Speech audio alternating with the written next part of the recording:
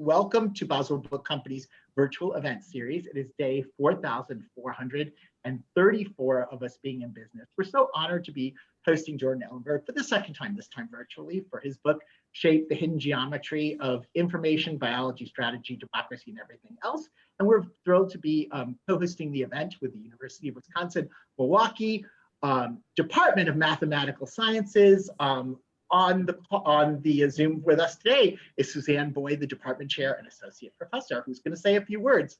Hello, Suzanne. Hi, everybody. So thank you for coming out, especially I know school's about over and everybody's kind of busy.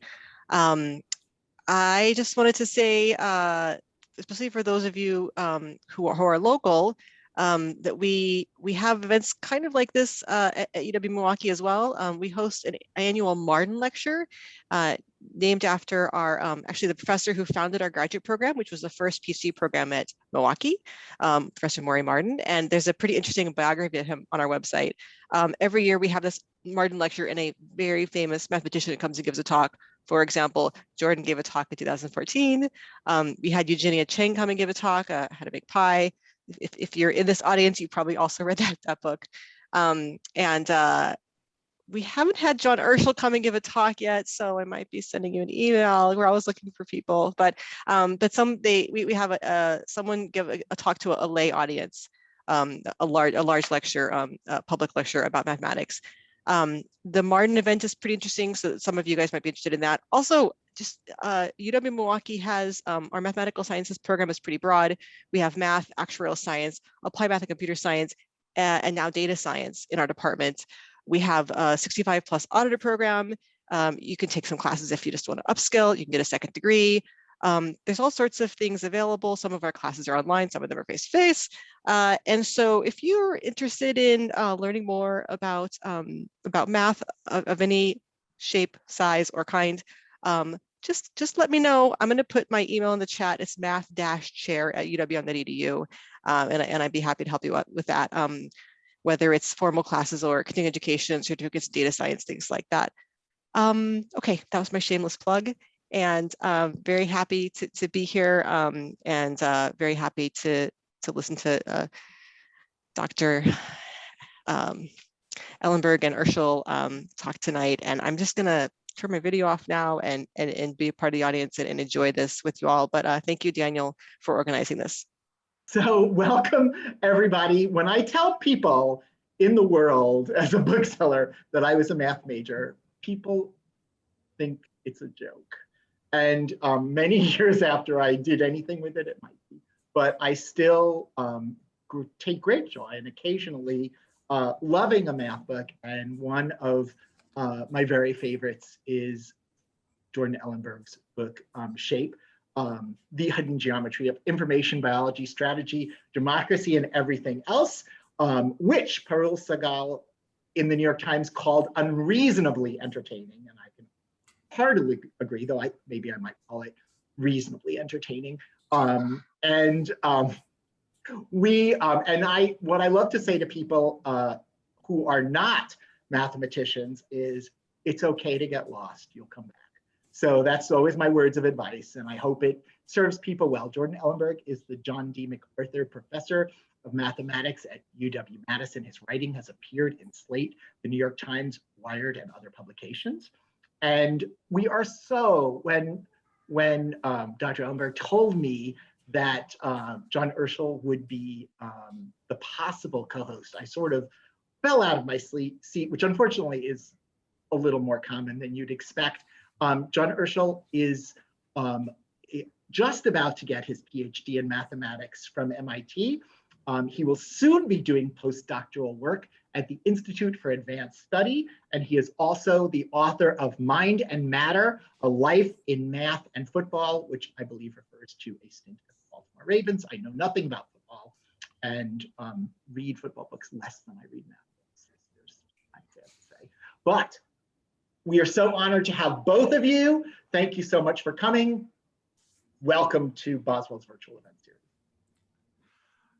Well, thanks so much. It is great to be back, even if only virtually, at my favorite bookstore in Milwaukee. And it's awesome to be at an event that's sponsored both by that store and by UWM. We're all kind of here participating in the Wisconsin idea, which is a big part of what we do at the University of Wisconsin, try to, the boundaries of the university or the boundaries of the state, as they say. And actually in that spirit, here's what we're going to do tonight. I'm going to read a little bit of stuff from the book just so you can get some idea of what's happening in the book. And then John and I are going to talk for a little while, and then we're going to take questions from you guys. So you can use the Q&A box at the bottom of your Zoom, or and that's a great place to put questions, and then we'll go through them and talk. But usually what I do is I read in the very beginning of the book, which is pretty natural because that's where it says what the book is about. But for you guys, because this is a Wisconsin hometown event, I think I'm going to read a Wisconsin themed part of the book. So I'm actually going to turn closer to the end, and I'm going to bring us back to the year 2010 and 2011, just about 10 years before right now, which is significant, as you're about to see. So here I go.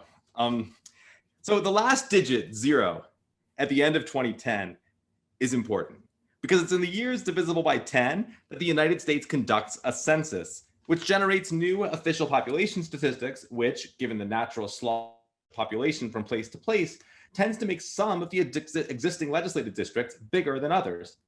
That means new districts need to be made, and partisan actors jostle to be the ones to make them. So you see where I'm going with this, I think. In previous census years, both Democrats and Republicans had controlled either a house of the Wisconsin legislature or the governor's mansion. So any map that could be passed into law had to satisfy both parties. In practice, that meant no map could be passed into law, and the courts had to do the job. In 2010, Republicans had majorities in both houses and a brand new Republican governor, Scott Walker, eager to set the rules for 10 years of Wisconsin elections before he even finished measuring for drapes.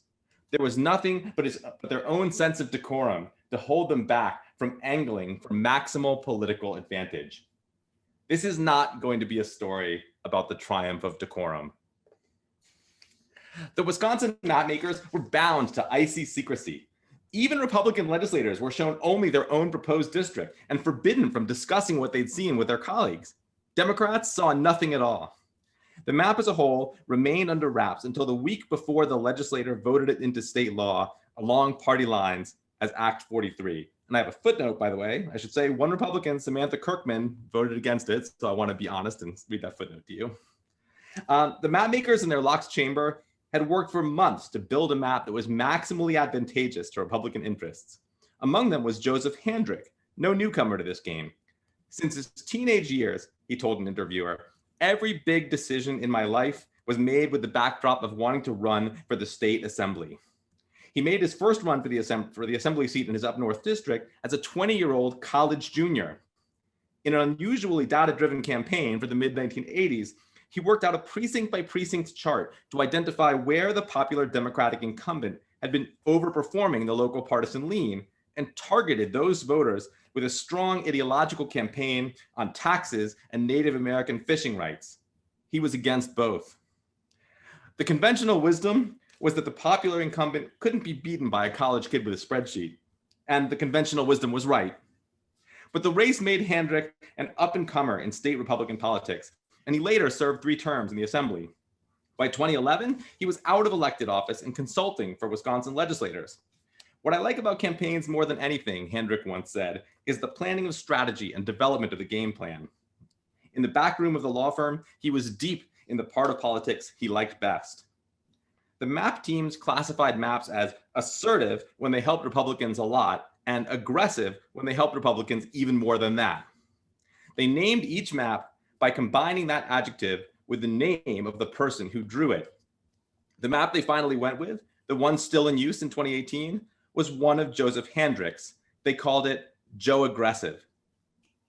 Here's how aggressive Joe Aggressive was. Keith Gaddy, an Oklahoma political science professor brought in to consult, estimated that Republicans would typically maintain a 54 to 45 majority in the assembly, even in an election where their statewide share of the vote dipped to 48%. The Republicans would have to be losing statewide by a 54 to 46 margin before Democrats would pick up a majority of seats. Okay, I'm going to skip forward a little bit, and there's a lot about how these maps played out over the last 10 years of Wisconsin elections, but a lot of you guys in the audience were here for those. So you know what happened. You don't need to read about it in the book, but the charts are all here. And let me just flip forward to, as we start to talk about how this actually works. Is this even a math question? It's not a math question, but there's a legal strand, a political strand, and a philosophical strand too. And there's no way to unwind these from each other. There's a long and unimpressive tradition of mathematicians approaching the problem of districting as an exercise in pure geometry, asking questions like, how can we cut up Wisconsin along perfectly straight lines such that the resulting polygonal regions have equal population? Okay, you can do that, but you shouldn't, because you'll get districts that have nothing to do with the real political facts on the ground. Those districts might have agreeable geometric properties, but they'll cut cities and neighborhoods in half and cross county lines, which in Wisconsin and many other states is a constitutional no-no unless you have to do it to make the districts equal in population. On the other hand, when lawyers and politicians think about redistricting while neglecting the mathematical strand, the result of their work will be no better. And that, by and large, is exactly how those issues have been addressed until recently. To get districting right, there's no alternative to digging into the numbers and shapes. The line, here's where it's going to get really hyper-local for you guys. The line between Waukesha County and Milwaukee County is one of the state's sturdiest political boundaries. When you drive east from Madison to see a Brewers game in an election year, the signs in the yards instantly snap from Republican red to Democratic blue as you cross 124th Street. Until 2010, the assembly district lines largely stopped where the counties did, with reliably Republican districts to the west in Waukesha County and Democratic-leaning ones making up Milwaukee County. The map enacted in 2011 changes all that. The 13th, 14th, 15th, 22nd, and 84th districts, among others, now dip across the county line to mix Democratic voters, but not too many, in with the Republican wards of Waukesha. Those 5 districts have been represented by Republicans from the time of their creation through 2018, when Robin Vining, a former pastor and official 2017 Wisconsin Mother of the Year, won the 14th district for Democrats by less than 0.5%. And I had to add this in the proof. Actually, one more flipped this November in 2020, the 13th district. The number of districts located entirely within Milwaukee County dropped from 18 in the old map to just 13. Democrats hold 11 of those assembly districts, and 10 of those are so uncompetitive, the Republicans didn't even field a candidate in 2018. Politics, as the saying goes, ain't beanbag. And from one point of view, there's no unfairness to be found here. Legislating is a game where whoever's ahead gets to change the rules on the fly, and there's no right or wrong, just winning and losing. But most people see something to be leery of in the practice of gerrymandering, and some of those people are federal judges. Okay, so I'll stop there. And that's, as you probably can guess, part of a long section at the end of the book that has a lot of Wisconsin in it, because it is about the practice of gerrymandering, the motivated drawing of legislative districts, which is something that certainly does not take place only in Wisconsin, but it sure as heck does happen a lot in Wisconsin. And it's also a sort of delightful test case that mixes politics and law with all kinds of geometry, both the kind you might expect about sort of legislative districts having crazy shapes, but also sort of the higher geometry of exploring the space of all possible maps, and even graph theory of the kind that John likes, breaking up graphs into connected pieces, which turns out to be sort of part of the mathematical guts of how people build these gerrymandering detection systems. So with that, I just wanted you guys to get a little bit of a sense of like what the book sounds like. And now John and I are going to talk about whatever. Yeah. Absolutely. First of all, I have to say, I'm really excited to be here with you, Jordan. For everyone who's sort of attending, know that, you know, when Jordan asked me, I absolutely jumped at this because, okay, in my mind, when I think of mathematicians who have a gift for conveying complicated mathematical concepts or mathematical concepts that people wouldn't naturally gravitate to, the first 2 people that come to my mind are always Jordan Ellenberg and Steve Strogatz. And these are 2 people who I always pay attention to see what they do, how they write, and how they communicate sort of efficiently. Because Jordan, in his own right, is a fantastic mathematician, but also has a clear sort of penchant for taking these ideas and communicating them effortlessly. So for those of you who are in the audience who have read the book, you know what I'm talking about. If you've read some of his previous work, you also know what I'm talking about. But this is a book which I just absolutely thoroughly enjoyed. And Thank you, man. I don't know. I feel that everyone in the audience, and I feel like just about anyone sort of in this country, when you talk about geometry, it brings up strong feelings. Everyone sort of goes back to that geometry math class. I don't know about you, Jordan, but for me, I remember, you take the sheet of paper, you fold it in half, you make the sort of like two sides, and away you go. And some people take to it and some people don't.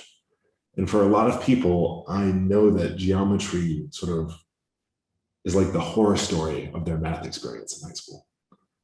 And it was just thoroughly sort of like, I don't know how to put this, but I'm so glad you chose geometry as the topic for this book, to show sort of how beautiful of a subject this is, and really how sort of the concepts that are introduced in high school are really the tip of the iceberg, sort of being shown the tip without being shown any of the huge consequence that comes from this and sort of the beauty of it. And so I'd be curious to hear from you sort of, how did you come up with this specific idea for this book and what led you to it?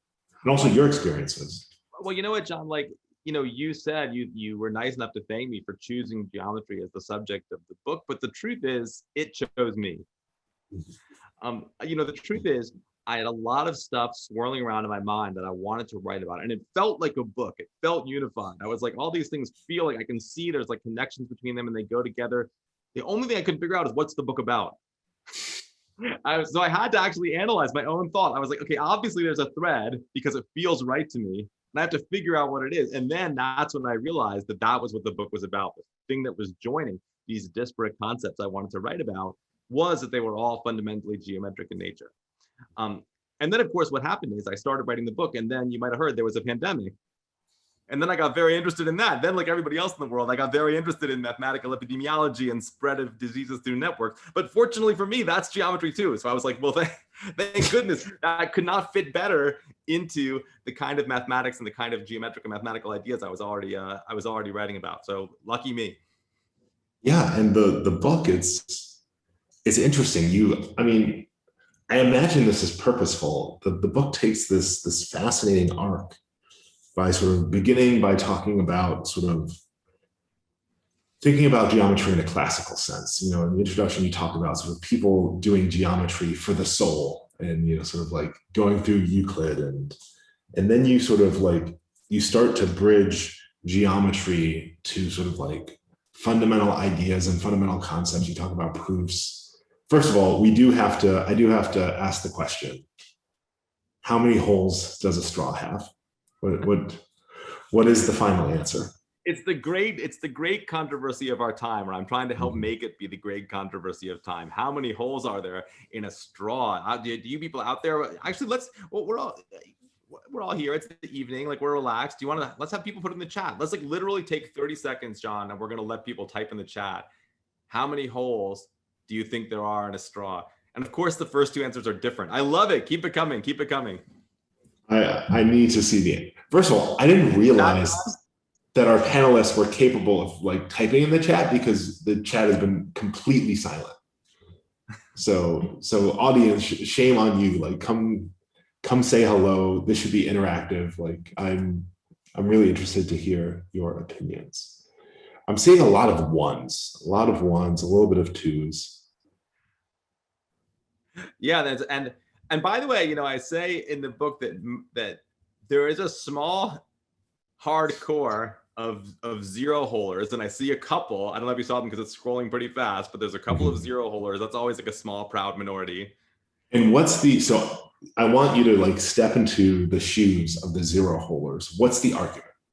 So the zero hole argument, and I'm curious, zero holers out there, if this is how you're explaining it, would say, well, look, a straw is just like one piece of stuff. Like you could, for instance, take a rectangle of plastic and then roll it up and connect the ends. Well, the rectangle of plastic doesn't have any holes in it, and you didn't poke a hole in it when you connected the two ends, so it still has no holes in it. That's the zero hole argument. So the argument is that nothing has a hole. pretty much? Or are there things that, can you give me an example of something that doesn't fit that criteria? Well, right. I think on that argument, it's hard to say like, right. Then you say, well, what do you think has a hole in it? Like a bagel? Well, when you make a bagel, you can take like a long snake of dough and like combine it. And by the way, I had to do every single little thing you got to do research on. So then I had to like find bagel people and be like, wait, actually, do you make a snake of dough and connect it? Or do you make like a ball of dough and punch it out? And I learned that both are actually done, but the snake and connect is more common, but you can make a bagel either way. Oh, interesting. Okay, this is good to know. The point is uncontroversial that a bagel has a hole. And I think it's uncontroversial that a bagel has a hole, even if you made it by making a snake of dough and combining the ends, right? I mean, I feel like if you say a bagel doesn't have a hole in it, you're definitely staking out some very idiosyncratic position. Oh, these are still coming in. Now the one versus two hole. This is the real question. The main argument is between 1 versus 2. Yes. And I think one thing that people would say is like, well, if you think there's 2, where does one start and the other one end? For instance, yeah, exactly. No, it's hard. Like, okay, the way I would think about it is, okay, you think of a straw and you think a straw is like pretty straightforward to think about. But then I try to think, whatever I think about a straw, what's my answer going to be if it's like, like a 2-person straw? Like I'm out on a date and, there's like a straw at the bottom, but then it breaks in 2. And then there's like, so imagine you have like a straw that's going up 1, and then it breaks into 2 pieces for 2 people. How many holes does that have? And that, like, for instance, if you say 1 hole for the straw, then like when I see that thing, what do you say? And actually, in some sense, this is, in math, when there's some problem that's confusing us. And by the way, to say one thing, I think the very fact that people get very energized about this problem, and often what happens when you talk to people about it is they'll be like, well, the answer is obvious. And usually, like, everybody in the room will be like, well, the answer is obvious. And then they'll say their answer and they're different. And they're like, what the hell? Like, people cannot believe that the person standing next to them would believe this insane thing that's like so obviously wrong. And then like some heat happens, as is already happening in the chat, I think. And thing one I would say is that energy, that electricity, that is the signature that actual mathematics is taking place. Like, that's how you know that problem is actually not trivial. There's actually some interesting piece of math there, and people can feel it. People have very good mathematical intuition, like whether they're trained in math or not. There's something about that question that they're responding to, and what they're responding to is that there's a question of real mathematical and geometric interest there. The other thing I'd say is that, when we have a problem that's kind of mysterious and we don't understand it, the mathematical habit is to like mess with the problem and modify it and change it and understand that helps us get a look at what its real properties are, which is exactly what you did because you're a mathematician like me, right? You were like, okay, what if it was a straw with 2 ends? Now I make the same move in the book, but I sort of say a different thing. I'm like, well, what about a pair of pants? Exactly. Now, same thing. Let's start a visualization, right? Okay, so we immediately say it's the same thing because we took topology at some point in our lives, but let's see if everybody can picture this. The claim is that a pair of pants is the same thing as a 2-person straw with 2 ends. If you can imagine kind of the Lady and the Tramp kind of sitting there with their like 2 straw holes, like leading into 1. And of course, by the way, a normal person might be like, well, those are not the same thing because pants are made out of denim and a straw is made out of plastic. And here we come across, the famous slogan of Poincaré, Henri Poincaré, the guy who sort of founded the kind of geometry that we do in the beginning of the 20th century. He said, mathematics is the art of calling different things by the same name. He was the most quotable mathematician of all time, I think, and the book is sort of full of quotes from him. I had to kind of hold myself back because he was such a great aphorist, and he was always saying stuff like this that's so good, but it's so true, right? Because there's something essentially the same about the pants and the double straw. And then we start to ask ourselves, okay, so how many holes are there in a pair of pants? And by the way, I just want to show off, okay? So my daughter said something very deep when I asked her this. She was like, actually, should we do this one? Say it in the chat. Pair of pants, how many holes are in it? Yeah, let's hear it. Let's do that. I already saw somebody already jumped in and said 3, but let's see if other people. Now we're switching, new question, how many holes in a pair of pants or a Y-shaped straw? Oh my God, I see 1, 2, and 3 immediately. It's funny that, so for the straw question, it was heavy on the 1. But this is looking a little 3 heavy, although it's It's evening out now.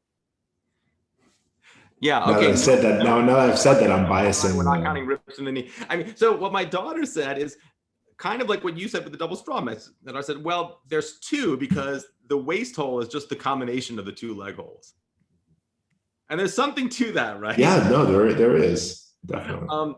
And indeed, that's actually, again, I'm bragging, but it's like a very deep topological insight that's accessible without ever taking a course.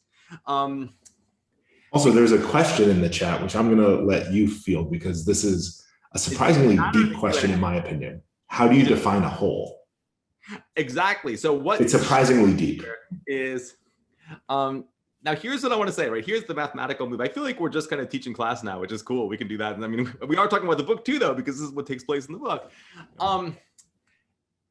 A good response to have when hearing this is like, wait, like what does whole mean? Define whole. But the bad version of that response is to be like, well, I refuse to think about this question until you define whole for me, until you tell me what a whole for me. I mean, that's already, you're recognizing that something needs to be done. What I want people to do, the mathematical way, is to be like, I'm going to define a whole. Yes. I'm not going to wait for somebody to tell me what it is. I'm going to use this problem to help me figure out what the hell the word whole could mean in some mathematical sense. And that's exactly what Poincaré and Betti started to do and what Emmy Noether finished. And that's kind of the mathematical story I tell in this chapter. What Poincaré and especially Noether realized is that the right notion of whole are things that, strangely enough, could be added and subtracted. So this insight that my daughter had that, oh, the waist hole is the sum of the two leg holes, that actually turns out to be something that can be made mathematically rigorous, the language of what are called homology groups.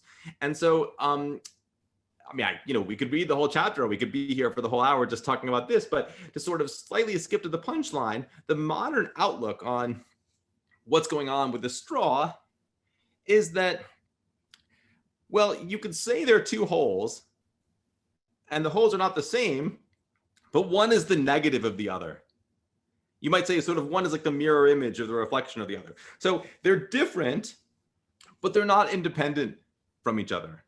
It would be kind of like if you lived in a one-dimensional world where you could only move north and south, you might say there's two directions that you can go, north and south, but there's only one dimension. So the two things are like intimately related and not really independent from another. And that's the same relationship that the two ends of the straw have. And in the book, we talk about, well, what would it be like to like sip milkshake through a straw? What's it like to sip a milkshake through a pair of pants? I should have used your Y-shaped straw example, John. That would have been a little better for the milkshake. And then, of course, one of my favorite examples while we're talking about this chapter is, now, how many holes are there in a balloon? Like a filled up balloon. The people who argue, by the way, there's an amazing internet video I highly recommended of like people arguing about this straw thing. That was how I got into it. Just like watching the energy that just like random college kids have as they argue about this. One guy's like holding up like a vase with a narrow neck and saying, how many holes are there in it? And the other guy says, well, there's one hole in it. Okay, now what if I poke another hole in the bottom? Now how many holes are there in it? It's the same as the straw, right? I take a vase and I poke it, and the guy says like, well, now there's one. And he's like, how is it, can that be? Like, there was one hole and then I made a new hole and you're saying there's still one? I mean, of course there's two, he would say. Well, so this principle is a very interesting one. The idea that like, if you have something that has a certain number of holes and you poke a hole in it, then there should now be one more hole than there was before. That is a pretty reasonable rule to live by. And it turns out that alone is enough to kind of give you like a pretty good idea of what you might mean by a hole. But then you come up against this very serious problem, which is you have a balloon and what happens when you poke a hole in it? You pop the balloon, right? And then what's left? Like a little disc of rubber. How many holes are there in that? Well, none. It's like a little circle of rubber. So you made a new hole and now there's no holes. And now you are at like crucial decision. Or is there? Or is there is the question. And then and you have a choice. You either have to say, I'm giving up on this very useful rule of thumb that if you poke a hole in something, it has one more hole than it had before. But if you want to stick with that rule, you have to say, well, I think a blown up balloon has -1 holes in it, because when you poke a hole in it, it has no holes. And that seems like a crazy thing to do, but it turns out to be the right thing to do. To be quite honest, like that's actually like the best possible answer. I know it sounds weird, but that is what gives you like a really good, robust topological theory called the Euler characteristic. So I lost track of the chat, but I saw there was lots of 1, 2, or 3 about the pants. So whatever you think the answer obviously is, I seriously invite you to try to put yourself into the mind of somebody who thinks the answer is different, because there is a lot to be learned. And in the book, I only sort of scratched the surface of this part of geometry, which nowadays is called topology. Poincaré called it analysis situs, which he was such a great writer and so quotable. In that one instance, he kind of messed up. That was a terrible name. Fortunately, we call it topology and not analysis situs. No, I think it's actually a really great example, especially for if we have any sort of like scientists who are participants or sort of young budding scientists. This is something that I didn't realize until I got further along. The idea that when I think about a definition, like what is a whole, or when I think about some idea that I'm being told, it often helps to put yourself in the concrete shoes of, why did this definition end up being this specific way? And how does it relate to sort of like intuitive things? And like, this is something that I wish someone would have told me when I was sort of like in high school, to actually think about, why are things defined certain ways? Because in school, they're kind of like, here's the definition. This is what it is. And honestly, part of that is because that's the way we're trained as mathematicians. I mean, you've just come out of a PhD program. You know, they don't tell you squat about the history of the ideas, right? I mean, it's a lot of work just learning how things are now. I mean, that takes 5 years just to like learn how things are now. I don't blame people for not teaching it to us, but you know, writing books like this, I learn a ton, and I think it helps me as a teacher because you know, when you're teaching, you've got to put yourself into the mind of somebody who doesn't already understand the thing that you understand very well, right? Otherwise, how can you teach?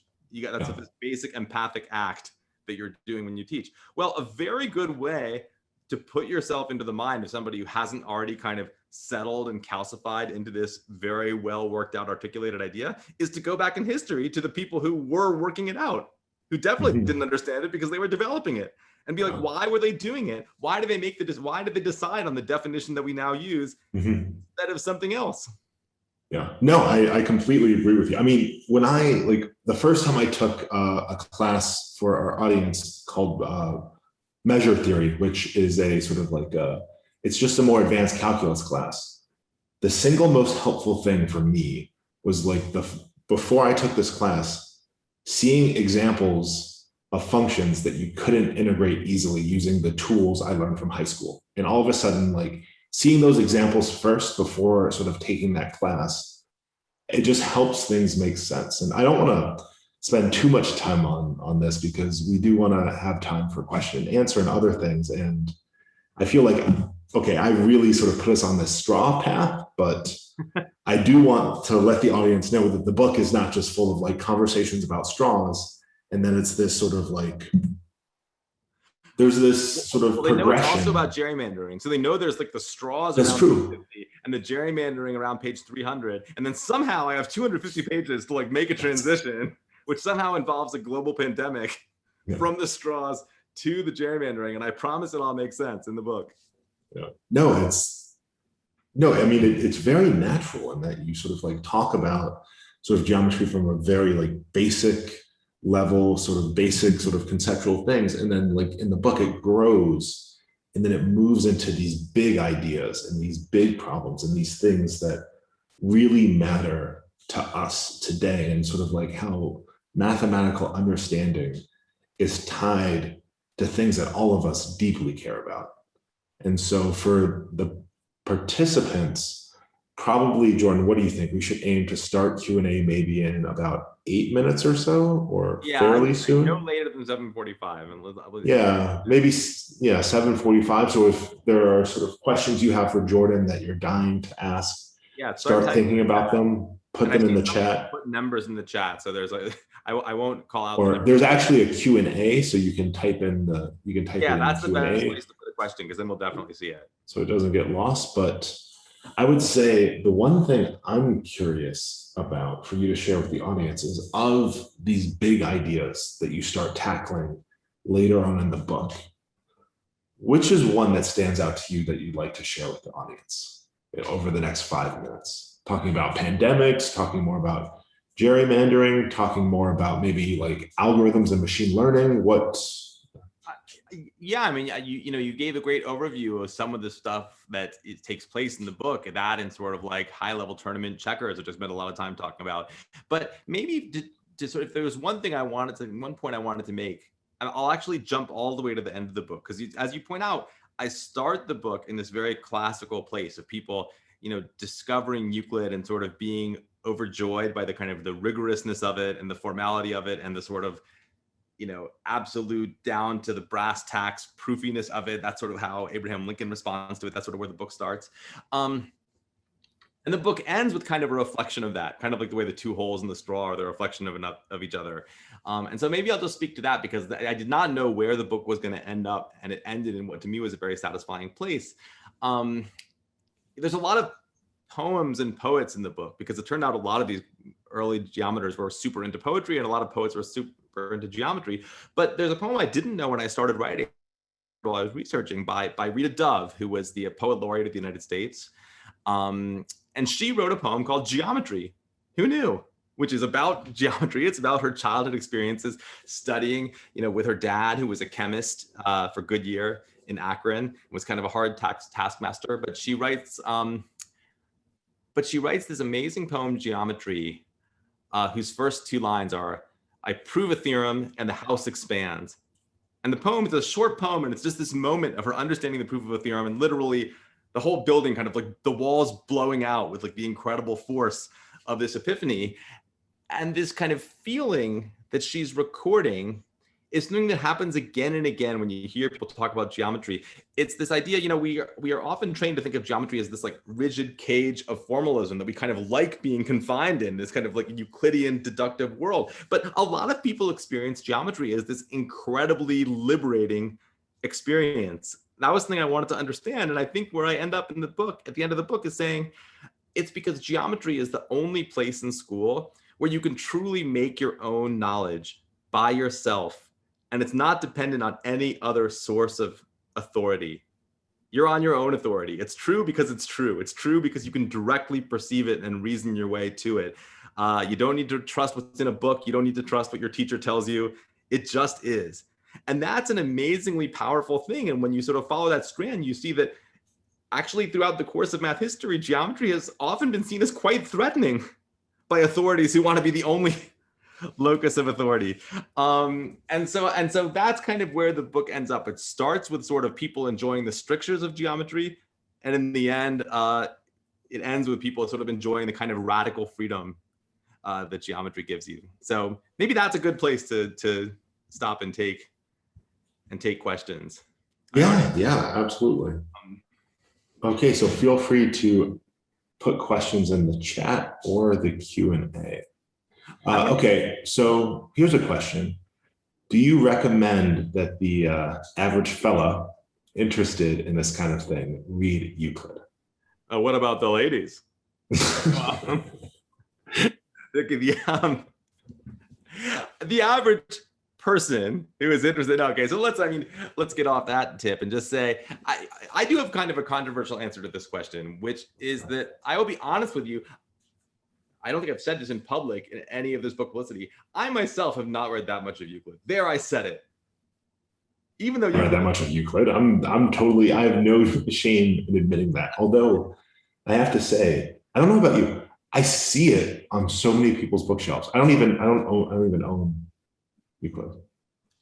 Well, here's why I feel slightly embarrassed today. Well, one, obviously Euclid is a character in the book, and I write a lot about people's reactions to Euclid. So it is an absolute empirical fact that lots of people through history have read Euclid and had this incredibly rich and excited and thrilled response to it. So when you say, should people read Euclid, I would say you should try it. I have tried it and it didn't sing to me, but other people have totally had the experience of opening that book and being like, wow, this is it. Like, this is my thing. And if, there are like sort of classically, and if you go to like St. John's College in Maryland, they're obsessed with like only classical sources, right? So if we're going to learn geometry, we're going to read Euclid and then go crazy and read René Descartes.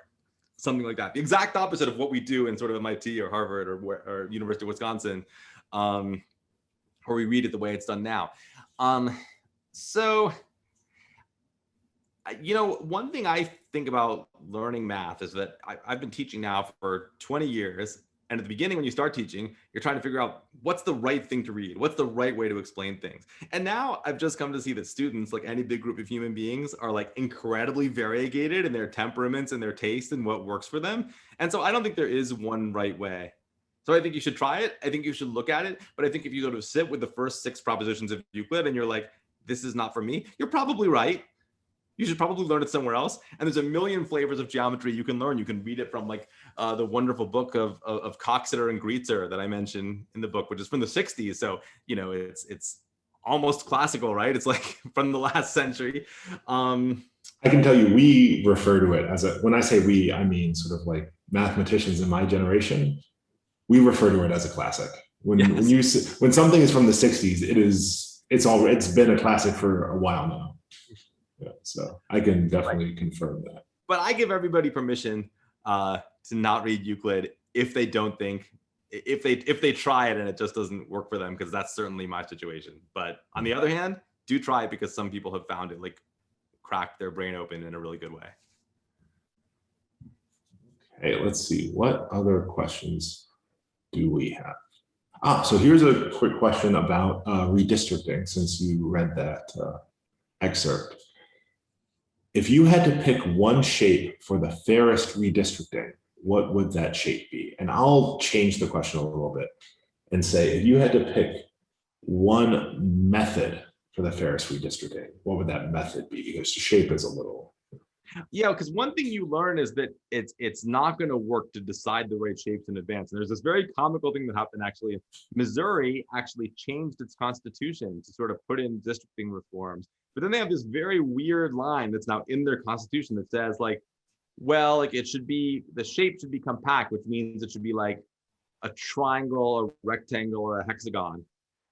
I'm like, okay, why? Like, what's wrong with like Pentagons? What's wrong? What have you got against other quadrilaterals? Like, how on earth did you come up with that? Now you've put it in your constitution, so it has legal force. My theory about this is that, Missouri is like self-conscious about the fact that it's like a trapezoid. And so they're like, oh, we don't like, we're embarrassed about that. We like other shapes. I don't know what it is. But anyway, the point is, yeah, you shouldn't try to pick the shapes in advance. And actually to that, it's a really interesting question, because it's a very natural question to ask. And I want to kind of push back on it to be like, what's the exact right way to do this that would be 100% fair, 0% unfair, 0% gerrymandered? I don't think that in the end is an answerable question. And that's sort of part of what I mean when I say it's not pure math, it's math mixed with politics and law. I think the people who work on this, and by the way, I'm not like a researcher in this area, I'm like a transmitter of the incredible research in this area done by people like Moon Duchin at Tufts and Jonathan Mattingly and Greg Hirschlag at Duke and Wes Pegden at Carnegie Mellon and Joey Chen at Michigan, and like all, I'm talking about their work and I'm a sort of a consumer of it. But I think that studying that stuff, finding the perfectly fair way to do it isn't really a great question. Identifying the absolute worst offenders of unfairness, that's much more doable. It's much easier to see like what's really terrible than what's perfect. And I think the general way, the thinking of reformers in this area is you try to say, find a way to put a guardrail against the absolute worst offenses, because that creates room for compromise. Right now, there's just like so much incentive to do it incredibly badly because there's so much to be gained. I mean, honestly, reading about what happened here in Wisconsin, a tiny part of me feels some sympathy for the Republican operatives who, like, you almost feel like, how could they not do it? Like, given how much opportunity they were given to cook the books so strongly in their own favor, it would probably be hard for anybody to resist. So I think the goal of reform in the math in this area is to sort of not to identify the fairest, but to identify the unfairest, and rule out those. Okay, John, can I make a special author's request that you answer the question that's for you? Because I want to know the answer to this one. Will Erickson's question, which is actually a John question. Okay, let's see. For John, hypothetically, if someday you became head coach of, say, the Green Bay Packers, do you think you would treat the game differently than other coaches by virtue of being a mathematician? And I specifically want to know, would you ever punt? I'm punting, but I would say it would be much rarer than usual. I think yes, the numbers say you should punt much less than most teams do, but I do think that when you're a football coach, sort of like you also aren't risk neutral in some sense when you're a head coach, and so I think I would be slightly risk averse, but I would definitely go for it on fourth down more often. I think I would, and in some ways, if you go for it on fourth down more often, I would have a team trained sort of like for that sort of that special circumstance. And yeah, I think there would be just little things I would try to do that are mathematically based, but also recognize sort of like the realistic circumstance of like individual situations.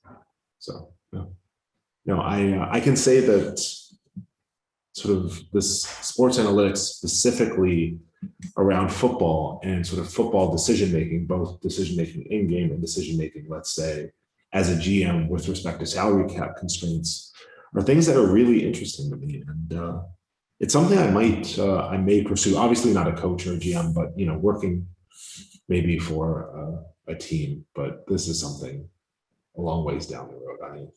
I'm looking forward to sort of focusing on non-football mathematics for the next couple of decades. So. Jordan, do you see any questions you particularly want to answer? Yeah, I'll speak to Susan Olson's question. Please speak briefly to the current anti-science math pathology growing in our culture, because I want to give kind of an optimistic take on that. I actually think that from being somebody who like writes books about math, and I forgot to say this, but we got great news today that this book is on the upcoming New York Times bestseller list. You guys are the first to hear it. We're number 13. So that's very exciting in our first week of release.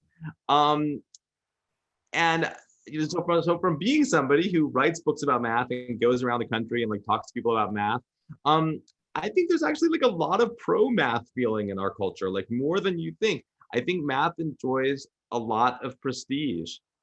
I think that creates a certain amount of responsibility actually for people who have mathematical knowledge and who sort of speak with the authority of having mathematical training, the way John and I do. So what I would say is, to the extent that there's anti-math pathology and anger about math, it's because people misuse that prestige and people misuse the authority that speaking in quantitative language and speaking in geometric language grants them. And then I think it's the responsibility of people with that training to kind of push back on that, because the general public can't, right? It's sort of somebody comes on TV and gives some line of complete BS and they put some numbers in it to sound mathematical. Yeah, the average person is going to be kind of defenseless against that, but I'm not, and John is not. And so I think there is within our community a lot of discussion about like what's our professional responsibility as people who carry this training, because it's on us. I think it's on us to maintain that prestige and maintain that level of trust, because once it's gone, it's gone. Yeah, I should add that Jordan actually does a fantastic job of this. I see sort of Jordan often sort of like making examples out of like things that we see in the media and sort of illustrating this to people. And so if you, for instance, if you're on Twitter, I highly recommend you follow him, because he does sort of do this on occasion, which I think is very enlightening, in my opinion. Okay, let's see. Here's a good question from Michael. What makes a problem geometrical rather than, for example, algebraic? Okay, so who speaks to this very question in my book? None other than my main man, Poincaré, of course, who had an opinion about everything. So he said, I'm still thinking about whether I completely agree with it, but he talks about this fact that to think mathematically, there's two pillars. There's the intuition and there's formalism, right? The sort of like the stuff that comes from our body, like this sort of the feeling for how things work, and then the ability to formalize and make rigid and say, like, let me sort of take my intuition and figure out rules that somehow jive with it, and then see what the consequences of those rules are, so I can go further than my intuition alone can go. And he says, well, I consider somebody who leans more on the intuition pillar to be a geometer, and someone who leans more on the formal rigid pillar to be an algebraist. But in the end, of course, he says to be a mathematician, you need to lean on both to some extent, but you might kind of lean heavier on one or the other. So that's the distinction he makes. Now, I'm an algebraic geometer, so of course, like I sort of never really get to take my hand off either one. I mean, I think I'm not sure that really tracks exactly what in modern mathematics we would say is like. I mean, there are such a thing as like very, very formal geometry. I don't know, John. Do you know any like homotopic theorists? I mean, those guys are geometry, but they are like more formal than the most formal algebraist imaginable. But I think as a first approximation, that's like one way to think of it.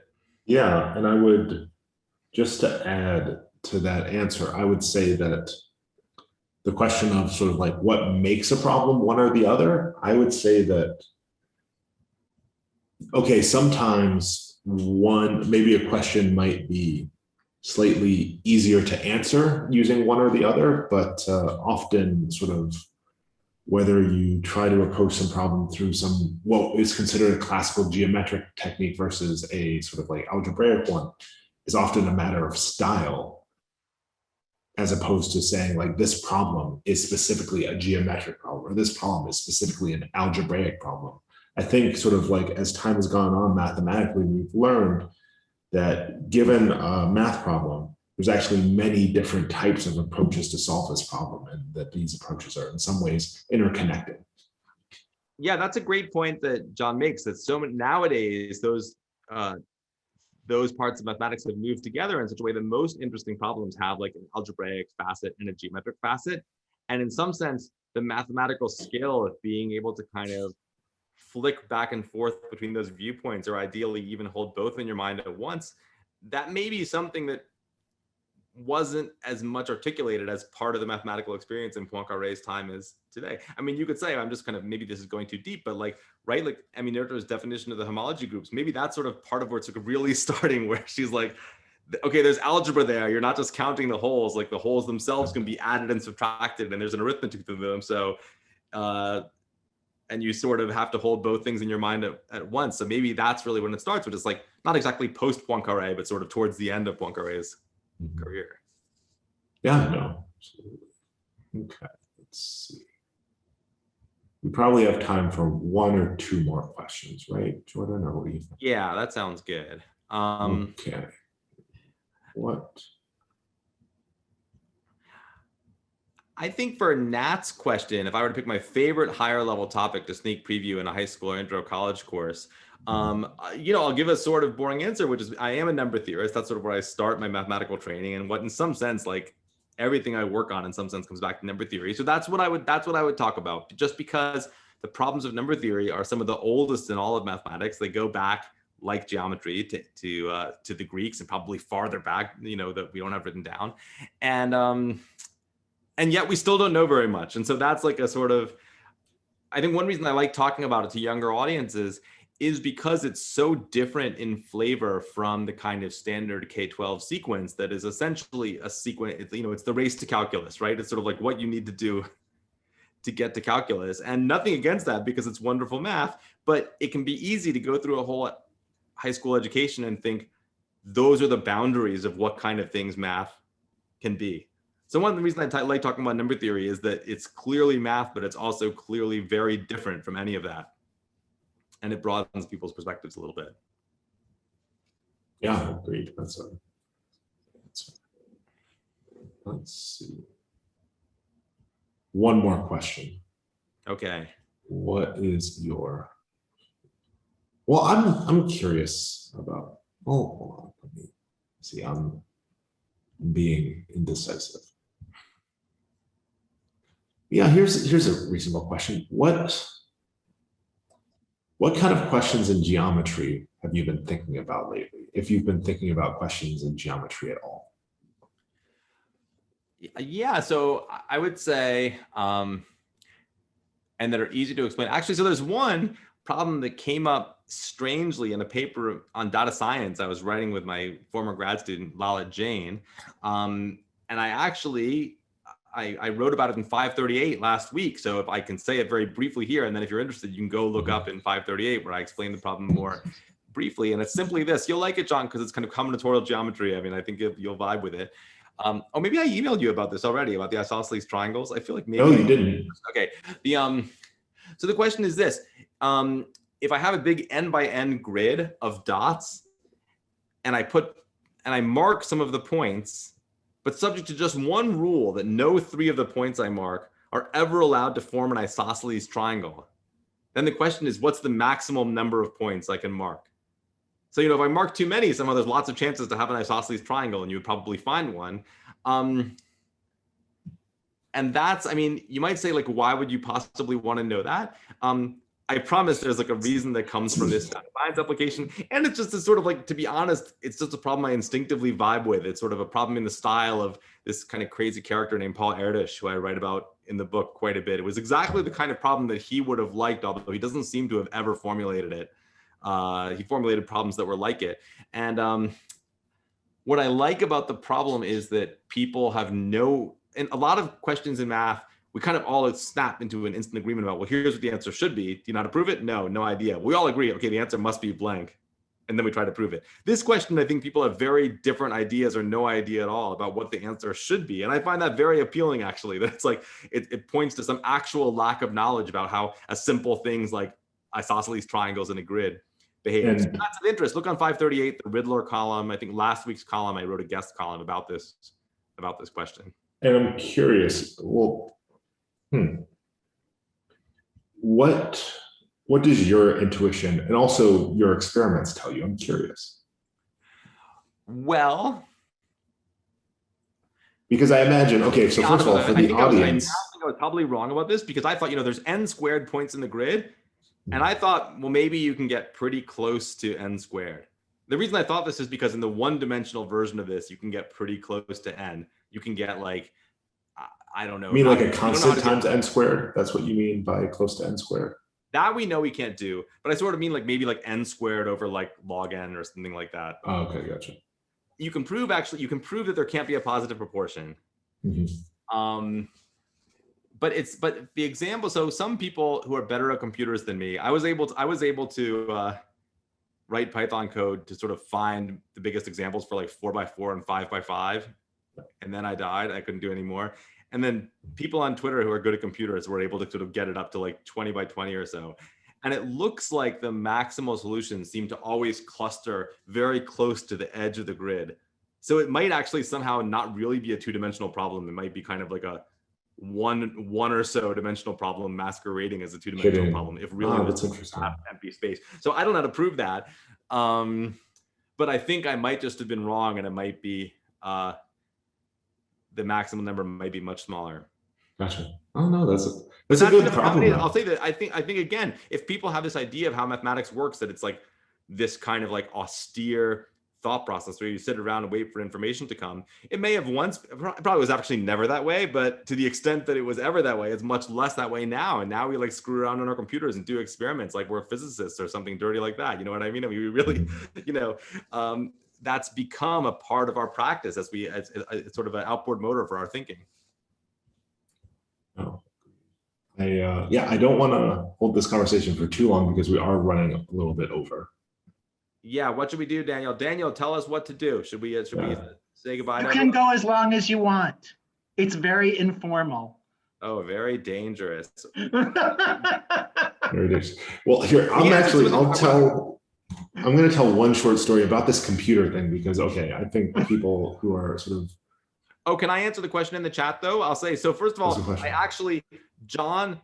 John's role last night was played by Steve Strogatz. So I don't know if they recorded it, but Steve and I talked last night at Next Chapter bookstore in Minneapolis on Zoom. So I think they recorded it. So you can watch Steve and I talk about this book just one night ago, if that's recorded. I have not been on Steve's podcast. Steve Strogatz, who John mentioned, has a great podcast called The Joy of X, which I don't know. Have you done that one, John? Yes, I was in season 1. I have not done it yet, so I'll hope to get the call for next season because I think I talked to him about it, but he had just wrapped a season, the one that's up now. So, maybe in the future, if it gets picked up for another season. Does that apply to podcasts? I don't know how podcasts. Yeah, I think it's been popular. It's been good. It's been popular, yeah. It's been quite good. Yeah. Okay, sorry, I just noticed that. So sorry, John, tell her your story. You're going to tell a short story. Oh no, story not so important. not so important at all. Okay, now I'm looking in both the chat and the Q&A to you got a good review. Craig, I'm glad you liked our podcast episode. Oh, Gwen asks an interesting question in the chat window. From a curriculum point of view, what are the gaps in the preparation of students taking college math? I think this is something I think there's general agreement in this that it's the algebraic skills. Wait, actually, that are, so I want to understand Q&A, the question. it's in the chat. The gaps, like the gaps in the preparation of like students for once they get out of college, or preparing students for college math? I think it's students who are in college, right, Gwen? Like, what do we find what skills are we like, oh man, we wish you were stronger in this particular. We wish you knew this from high school, sort of thing. Yeah, and I would say it's algebraic manipulation. I think being able to manipulate algebraic expressions is really important, not just for college math classes, but for, engineering, physics, like anything in STEM. And I actually think there's like a really interesting tension, because at the K-12 level, on the one hand, for very good reasons, we want to put new stuff into the curriculum and sort of push more data science and statistics like into the curriculum for K-12, because that's really important. We also want to make sure those skills of algebraic manipulation are locked down. So you want me to say something really controversial? Like, we became obsessed with calculus in the 60s, but calculus used to be a college course. It used to be sort of something special to take it in high school. And it's not that clear to me we wouldn't be better off if the data science and statistics were there, and then like real emphasis on mastering the skills of manipulation of algebraic expressions were there. And then if they want to take calculus, the kids who take calculus in high school usually take it in college anyway. They usually come and they take calculus AB, and then they come to college and take intro calc anyway. So maybe it would be okay to sort of go back to a system where we didn't have it as a de facto requirement to get into a place like the University of Wisconsin-Madison, and we taught it there like really as the first time. I'm just sort of talking like I'm making it up as I go here. So there's probably a million reasons that's a bad idea, but I'm completely ready to co-sign on that. I just want to say, because I don't know. I feel like I've noticed that somehow every student who is sort of like ambitious and, trying to get into a good school, they're taking calculus, even if, they aren't even interested in sort of mathematical type things. And if you're going to take calculus, get into college, and then sort of not really take any math type classes, I would really prefer that you take a statistics or a data science class in high school in place of that calculus course. That's just my opinion. John, our Erdish numbers are being discussed in the chat. Mine is 3. That's correct. This says yours is 4. Is that right? Oh, I probably. Graph theory papers. I feel like you could easily be 3, or even 2. I don't know. It's I don't know. That's a good question. I don't know. I'm sure they know. So I have a lot of graph, but a lot of my things are spectral graph theory papers. Like I don't do any Hungarian style graph theory. It's true. It's true. Yeah. So I'm like. Right. So that's probably what makes it a 4, right? The spectral graph theorists are connected to the Hungarian graph theorists, and from there it's a short leap to the OG Hungarian graph theorist, Erdish. Okay. I think people are excited about our plan that we just came up with for reforming K-12 math, John. So I'm ready. That's good.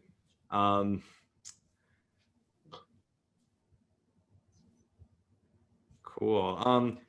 I like Juan's question. Do you go out into industry to help them solve problems, or do you wait for them to come to you? We started with the Wisconsin idea, and maybe I'll bring it up again. I think there is a huge appetite for the people inside the university with the training in quantitative areas to be as useful as we can for people outside the campus walls. And I think both things have happened. There have been industry people sort of like coming to us, and to be 100% honest, not to the pure math department as much as to the various engineering departments, but we all talk to each other. And we also sort of do outreach to them, but it's always a challenge because the language of academia and the language of industry are so different. So there is a kind of translation challenge, and it's something that we're always working on and trying to get better in, because there is a certain amount of like talking past each other as we figure out how to talk about problems in a common language. But we definitely, within the university, like we see it as part of our mission. And I hope and believe that in the Wisconsin industrial community, they also see that as part of the university's mission and see us as a resource.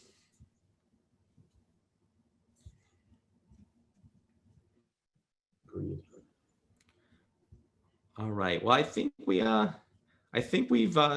satisfied everyone. I hope we've satisfied everyone. Daniel, what do we have to tell people to explain to them how to buy the book from your awesome store? Let me just send the link about purchasing again. We also sent John Urschel's link. It's my next math book. I hope it's yours too. And we do have real signed copies, which is really exciting. And he got signed copies because Daniel drove to my house in Madison and I signed them in my backyard. So he put in a lot of effort to get these signed copies. So make it worth his time. It was worth every second.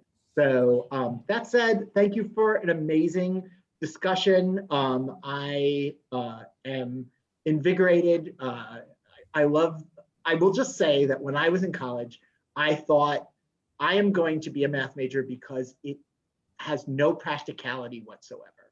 And and lo and behold, it is everything.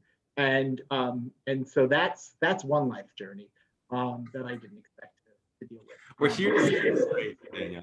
We're here to set you straight, Daniel. Yeah, that's right. So you have grubby and practical, you really are. So thank you everybody for coming. We wouldn't have a bookstore without you. Thank you to all the virtual folks and hope to see you at another event. Have a good evening. Thanks so much, everybody. Thanks for coming. Bye, John. Great to see you.